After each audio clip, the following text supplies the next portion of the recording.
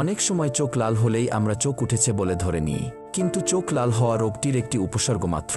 চোখের বাইরের দিকের আবরণ কনজাংক্টিভার প্রদাহকে সাধারণভাবে চোখ ওঠা বলা হয়। কনজাংক্টিভাইটিস মূলত ছোটদের মধ্যেই বেশি দেখা যায়, আর তাদের থেকে এই রোগ অন্যদের চোখে ছড়ায়। চোখ ওঠার উপসর্গ: সংক্রমিত চোখের সাদা অংশটি গোলাপি বা লালচে হয়ে ওঠে, চোখ দিয়ে পানি পড়ে, চোখ জ্বলে ও চুলকায়, চোখে অতিরিক্ত পিচুটি আসে, চোখের পাতা ও কনজাংক্টিভা ফুলে ওঠে, চোখে দেখতে অসুবিধা হয়, আলোর প্রতি সংবেদনশীলতা, সকালে ঘুম থেকে ওঠার সময় চোখের পাতায় চটচটে পদার্থ লেগে থাকে।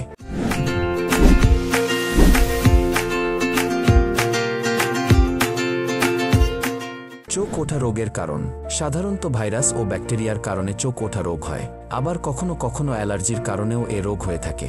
যে মৌসুমে বাতাসে আর্দ্রতা বেশি থাকে সে সময় এ রোগটা বেশি হয়। সারতে কতদিন লাগে? সাধারণত 7 থেকে 10 দিনের মধ্যেই এ রোগ ভালো হয়ে যায়, তবে কারো কারো ক্ষেত্রে হয়তো 15 দিনের মতো সময় লাগতে পারে। চোখ ওঠা রোগ যেভাবে ছড়ায়: চোখে ভাইরাস দিয়ে প্রদাহ হলে চোখের পানিতে ভাইরাস ভেসে বেড়ায়, চোখ থেকে এটি হাতে আসে, এরপর সেই হাত দিয়ে আমরা যা স্পর্শ করি সেটি সংক্রমিত হয়ে পড়ে, যেমন কারো সঙ্গে করমর্দন, টিভি, শীতাতপ নিয়ন্ত্রণ যন্ত্র বা টেলিভিশনের রিমোট, তোয়ালে, বিছানার চাদর, বালিশের কভার, এমনকি মুঠোফোন ইত্যাদির মাধ্যমে সংক্রমণ ছড়াতে পারে। বাবা মায়ের করণীয়: তুলা ভিজিয়ে শিশুর চোখ ভালোভাবে পরিষ্কার করুন। চোখ ব্যথা হলে ডাক্তারের পরামর্শ অনুযায়ী ওষুধ খাওয়াতে হবে। শিশুদের ঘরের বাহিরে না যেতে দেওয়াই ভালো।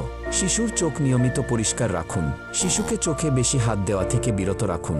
একই রুমাল বারবার ব্যবহার করলে তা জীবাণুমুক্ত করে নিন। এছাড়া চোখে ব্যাকটেরিয়া ইনফেকশন হলে ডাক্তারের পরামর্শ অনুযায়ী চোখের ড্রপ ব্যবহার করতে হবে। চোখ ওঠা রোগ নিয়ে ভয় পাওয়ার কিছু নেই উল্লেখ করে বিশেষজ্ঞরা বলেন, সাধারণত এমনি এ রোগ ভালো হয়ে যায়। তাছাড়া যে কোনো প্রয়োজনে চিকিৎসকের কাছ থেকেই পরামর্শ নেওয়া উত্তম।